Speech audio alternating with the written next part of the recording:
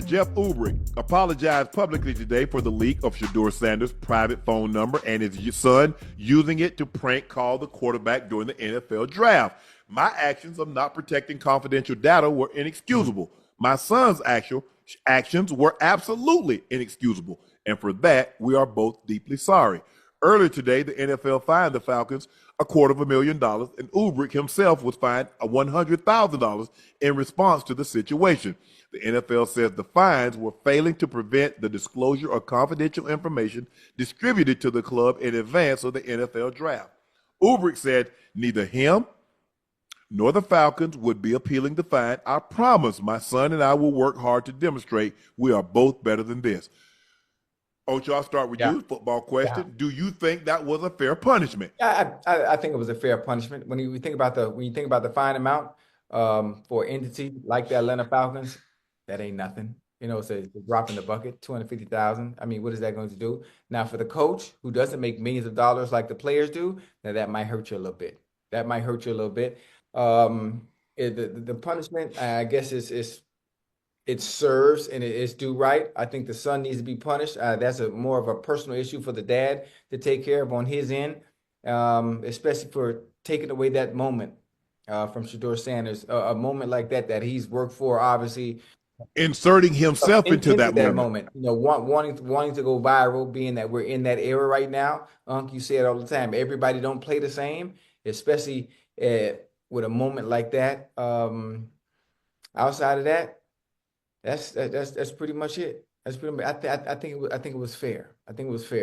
Obviously, the fine amount, fining the Falcons. I think it was just. I think it was a just amount to be fined. Yeah. So I don't have no problem. I don't know why they would, because if you have something in your possession, it's up to you to protect it. So how and why he did it, the son, yes, we all know the son shouldn't have done this, but it's up to the defensive coordinator to protect that information. Absolutely. To make sure his son can't get it. So I don't have a problem. What you think? You don't expect the son to go on your stuff though, huh? Hey, look, I agree with the punishment. It's almost like, Ocho, if your son go and take your gun and do something he ain't got no business, you should be punished for it, bro. You should. Yep. And you will. You should be punished for that. So it's almost the same thing if you ask me. His son got some information that he knew he shouldn't have been messing with, and these are the repercussions of it, man. Yeah. Yes. It's up to the dad to secure that information. Absolutely. It's not the son. Yeah, the son's older. Ocho, we both know the kid's 21, 22 years old. He know right and wrong. He know he shouldn't have done that. But that was his moment to go viral. He wanted that click. He wanted that mention. He wanted that viral moment. Even at the expense of his dad or putting his dad and the Falcons in harm's way. Bro, you on camera. Maybe if you do it and you don't show your face, they might not know who it is. But you put yourself on camera? Yeah. So with that being said, I agree.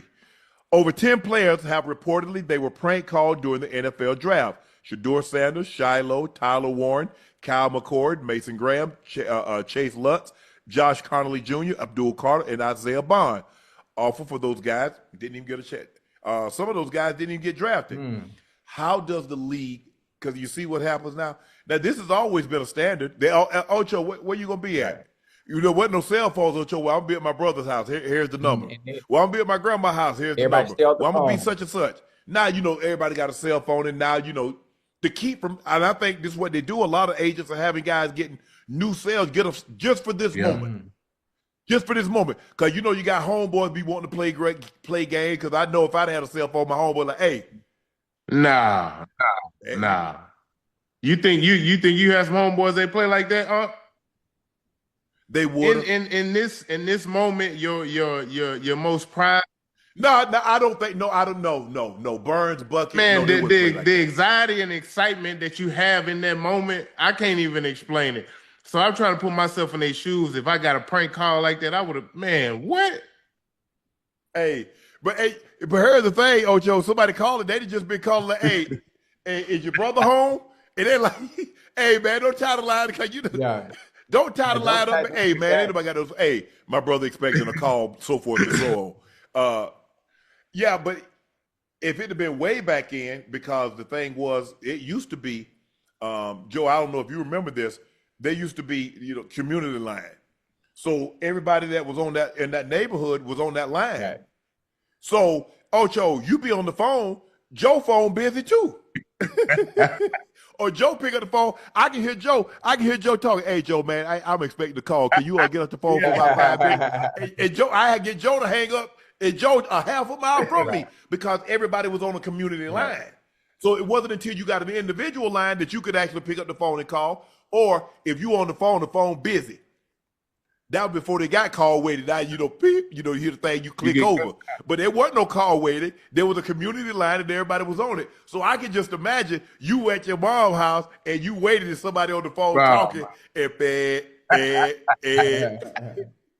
well, so we was gonna draft you with the fifth pick, but we couldn't get through to you. We was gonna have them lines clear that day. It wasn't gonna be none of that. Hey, the company, y'all gotta chill.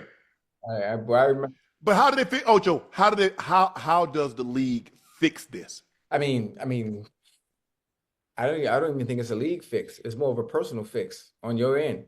You understanding you don't expect your son to go do nothing like that. Well, damn, everybody's son did this. We know about Jeff Ulbrich, but who was these other guys that got pranked? I think it all came from one person. That's what I think. No. You don't think so? They can track that. No. I think it all came from one person. It was a different person. It was a different person for Isaiah No, Bond. I'm saying the numbers got out. Yeah.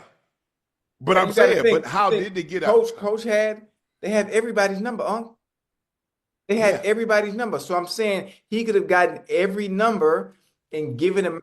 Oh, so you said the guy went in the phone, the Falcons guy, Jeff Ulbrich's son. Yes. He went in there and disseminated it to other people. Yeah, that's what I mean. To friends. Okay. That's what I think. That's probable. That's probable. That's likely. How nobody else has gotten in trouble. I know they didn't record themselves, but it only makes sense. It all probably came from one person. Young Okay, I can see that. I can see that. Young folk play like that. Hey man, time out for the games, bro. Not in everything ain't kiki. Nah. Or ha. Yeah, let them know. Call me playing around by the time we get drafted. Shh.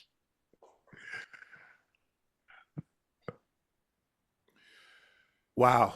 Yeah, I would feel some type of way. I'm on the phone and I'm expecting somebody to call. Hey, you thought I was an NFL team?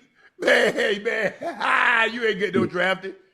You waited this long. You can wait a little while longer. Hey, that's dead wrong, man.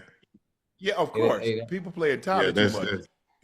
That's way too much. Hôm nay mình sẽ hướng dẫn các bạn cách làm một sợi dây treo trang trí đơn giản từ len nhé. Nguyên liệu mình cần có chính là len.